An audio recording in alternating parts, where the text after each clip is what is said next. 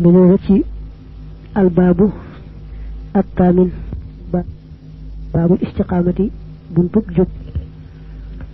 قال الله تعالى فاستقم جبل كما أمرت نجل ديغلي nga سورة هود لاي bu lim ba tolok témèr ak ñaar وقال تعالى إن الذين نكا gaaya nga xamne xaalo wax nañu ne rabbuna sunu borom day allah moy yalla tumma istaqamu top ñu jub xocc manam sax ci lay war tatanazzalu dana wacc alayhim ci ñoom al malaikatu malaaka ya farabu dana ay hindal mawti na leen an la taxafu bu leen ragal wala tahsanu te bu leen jaq wa abshiru na ngeen bëgg bil jannati ci aljana ja allati ja nga xamne kuntum nekkon ngeen tu'aduna def leen ko dik nahnu min awliyaukum nodi way mengo seen fil hayati dunya ci dunduk aduna gi wa fil akhirati ak ci alakhirah wala kum tañal na leen fiha ci alakhirah ma la nga xamne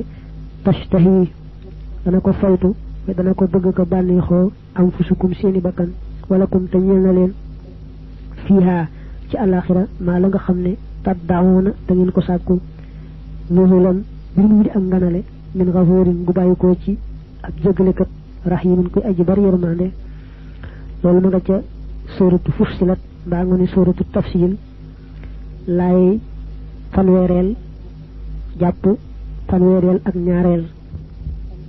wa qala ta'ala innal ladhina naka gaaya nga xamne qalu wax nañu ne rabbuna sunu borom allah moy yalla thumma istaqamu top ñu jub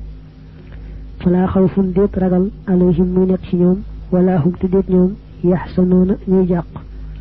ulaika ñoñe ashabul jannati ñoo di worom aljana khalidina bir mu doy sax moy bel moy sax di rek fiha ci aljana jazaan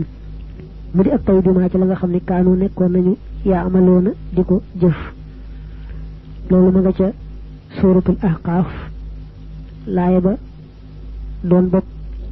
fukel ak ñettel ci limba japp fukel ak ñentel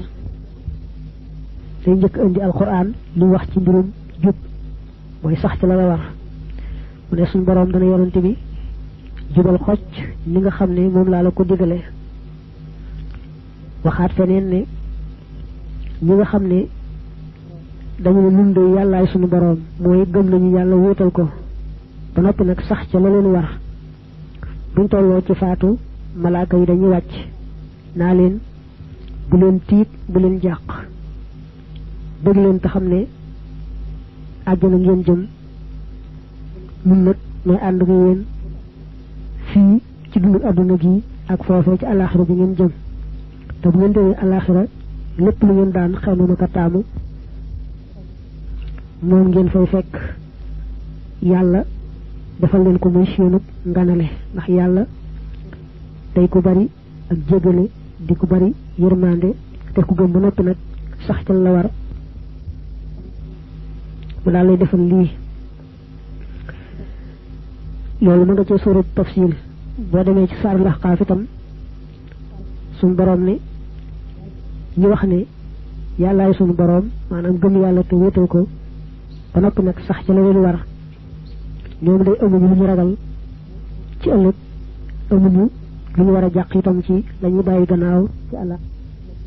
ñoom daal bokk nañ ci waa àjjana te buñ ko doon sax waaw di wéy buñ xasee sañ ci duñu toxoote loolu nag gannaaw yërmande yàlla seen jëfa leen ko may maanaam la sabab ñu am loolu daal mooy jëfe ndigal bàyyi tere te yàlla tax nde sax àjjana moom yërmande yàlla rek moo ci yóbboo nde jëf rek mënu caa yóbbu kenn